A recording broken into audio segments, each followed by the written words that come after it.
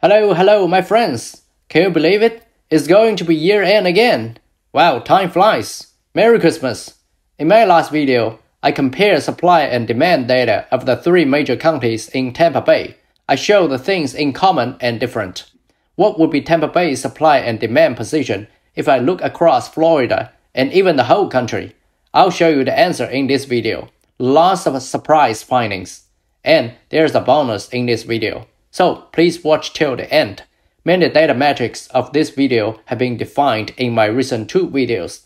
So if you're not familiar, I strongly encourage you to watch those two videos first.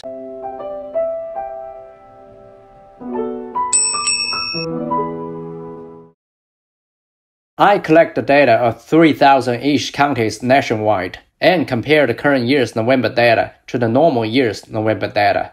I define 2017 to 2019 as normal years and calculate the percent difference between a data metric of current years and normal years benchmark.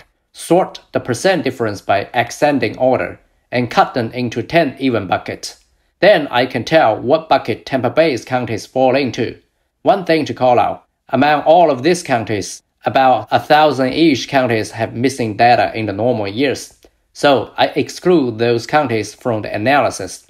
As previous videos, let's also look into the aspect of supply, demand, and population growth.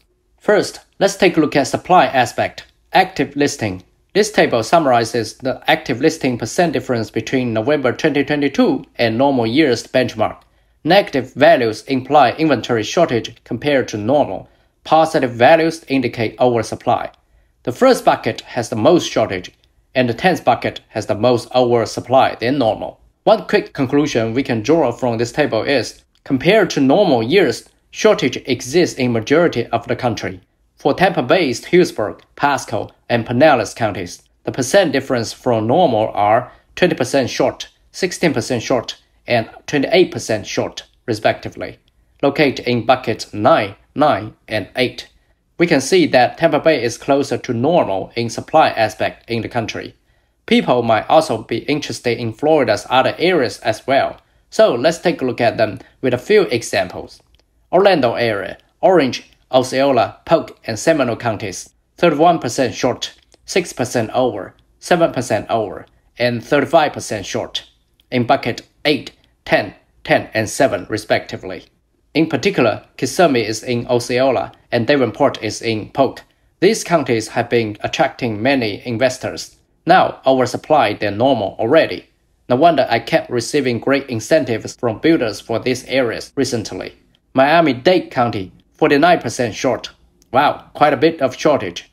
In the 5th bucket, Jacksonville area, Duval County, 11% short in bucket 9, also closer to normal. For each bucket, I also summarize the state that has the largest number of counties appear in the interval. We can see that Texas has the most counties in bucket 10, where the supply is the closest to normal or more than normal. Look at this. The maximum percent difference value in this bucket is larger than 100%. It means that some counties have more than double the supply compared to normal years. There are 4 counties have such situation: Jane County in Idaho, McCurtain County in Oklahoma, Hunt County in Texas, Joa County in Utah. To illustrate how sharp the supply difference looks like between a county from 1st bucket and from 10th bucket, I randomly pick one county each and put their monthly active links chart side by side. Here I picked James City County, Virginia, and Hunt County, Texas. We can see James City County 2022 active listing count is still much lower than those of normal years. Huge supply shortage. But Hunt County's 2022 active listing count now is way over normal. Now let's take a look at the demand aspect, pending listing. This table summarizes the percent difference of pending listing count between current November and normal year's benchmark. Negative values indicate lower than normal demand. Positive values means higher than normal demand. The counties in the 1st bucket have the lowest relative demand, and the 10th bucket has the highest relative demand. For Tampa Bay's Hillsborough, Pasco, and Pinellas County, the percent difference from normal are 22% lower, 12% higher, and 28% lower, respectively, in the 3rd, 6th, and 2nd bucket. The demand in Hillsborough and Pinellas County is already lower than normal, significantly suppressed by increased rate. The reason that Pasco has opposite finding in demand aspect was explained in my last video. Let's also take a look at the other areas in Florida. Orlando area, Orange, Osceola, Polk, and Seminole counties, 29% lower, 16% higher, 20% higher, 31% lower, respectively. Osceola and Polk still show higher than normal demand. This might be offset a bit by oversupply situation in the two counties. Miami-Dade, 28% lower. The Miami area's housing price is of the highest in general in Florida, so the demand gets suppressed by high rate quite a bit. Jacksonville, Duval County, 18% lower. For each county, I also identified the state that has the most number of counties appear in the bucket. We can see California state has the most counties in the first bucket, which corresponds to the most cool-down bucket.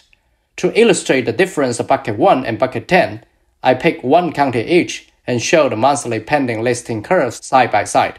For bucket 1, I pick Monterey County in California, and for bucket 10, I pick Houston County in Georgia. We can see that Monterey's year's 2022 curve is already much lower than normal year's curves, but Houston County's 2022 curves is still way higher than those of normal years. Now, let's integrate the supply and demand data and check the supply-demand relationship metric. Pending per total listing ratio. Positive percent difference value implied demand exceeds supply compared to normal years. Vice versa. Tampa Bay, Hillsborough, Pasco, Pinellas percent differences are 1.5% lower, 18% higher, 2.9% lower, respectively. In bucket 2, 3, and 2, the supply-demand balance is already back to normal in Hillsborough and Pinellas, but in Pasco, the demand still exceeds supply compared to normal. Orlando area, Orange, Osceola, Polk, Seminole percent difference are 1.3%, 6%, 8%, and 4% respectively. Orange returned to normal. Other three counties still have a relatively unbalanced demand. Miami-Dade, 32% in the fourth bucket, strong unbalanced demand. Jacksonville, Duval, negative 4%, supply exceeds demand than normal. Similarly, I summarized the state that has the largest number of counties appear in each bucket. Texas pop up a lot in the buckets that have supply significantly exceeds demand than normal. Lots of counties in Texas demand get cooled down. Pick one county from bucket 1, Travis County in Texas, and one county from bucket 10, Sussex County in Delaware to compare. Travis significantly oversupplied, but Sussex demand significantly exceeds supply. Let's also take a look at the percent difference between current November median days on market and benchmark. Negative values indicate properties sold faster than normal, vice versa. Properties in bucket 1 sold fastest, and properties in bucket 10 stay on the market for longest time. Tampa Bay, Hillsborough, Pasco, and Pinellas percent differences are 0%, 15% quicker, and 16% quicker, respectively. In bucket 10, 8, and 8. Hillsborough has returned to normal. Properties in Pasco and Pinellas still sold quicker than normal. Orlando area, Orange, Osceola, Polk, and Seminole percent differences are 0%, 0%, 5% quicker, 1.7% quicker. Except for Polk, other three counties pretty much returned to normal already. In the bucket 10, where the properties stay on the market for the longest time, California has the largest number of counties appear. Not surprised at all, super expensive housing price and population loss. As I mentioned in my previous videos, population growth is one important factor that can impact housing market. So, last but not least, let's take a look at population growth in Tampa Bay and Florida, and their ranking positions across the country. Here I look at two time frames, 2010 through 2019, the pre-COVID period, and 2019 through 2021, the COVID period. For each time frame, I calculate the population percent changes between the start and end time point, and sort the population percent changes in ascending orders. Then evenly cut them into 10 buckets. Negative percent changes indicate population loss. Positive means population growth. The first bucket includes the counties that have most population loss, and the 10th bucket includes the counties that have the most population growth. Tampa Bay's Hillsborough, Pasco, and Pinellas in pre-COVID window percent changes are 19% growth, 19% growth, 6% growth in bucket 10, 10, and 8 respectively, leading positions across the country. COVID period percent changes are 0.4% growth, 5.4% growth, 1.9% loss in bucket 5, 10, and 2 respectively. Clearly, Pasco County has consistent strong population growth, as shown in this population growth index chart. Pasco's index curve has the steepest sloping.